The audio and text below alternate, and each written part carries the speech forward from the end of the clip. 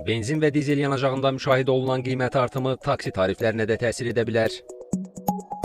Mütəxəssislər hesab edir ki, ümumi olaraq yanacaq qiymətində dəyişiklik əksər sahələrdə qiymətlərə paralel artım təsiri göstərir. Yanacağın qiymətində dəyişiklik az olsa da, təsir edəcəyi sahələrdə də qiymət artımı qaçılmazdır.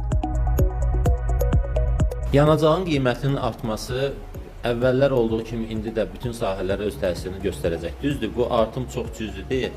Benzində 5 qəpik, dizeldə 10 qəpik deyil, amma ümumi yenə də bu yanacaqdan istifadə edən həm istehlakçıların, həm istehsalçıların bütün demək olar ki, həyatına təsir göstərəcəkdir, az da olsa. Ekspert bildirib ki, yanacaq qiymətindəki artım daşıyıcı şirkətlərdəki gediş haqqı qiymətinə birbaşa təsir edəcək. Lakin qiymət artımı ilk olaraq taksilərdə müşahidə oluna bilər ki, bunun da əsasən səbəbi taksi xidmətinin özəl daşıyıcı şirkətlər tərəfindən göstərilməsidir. Burada əsas məsələ yanacaqdan istifadə edən hansıdır nəqliyyat vasitələri, məsəl üçün taksilərdir, daşıyıcılardır və s. Yəqin ki, onların da qiymətində müəyyən qədər təsir göstərəcək və onlar da yəqin ki, az da olsa qiymət artımına gedəcəklər.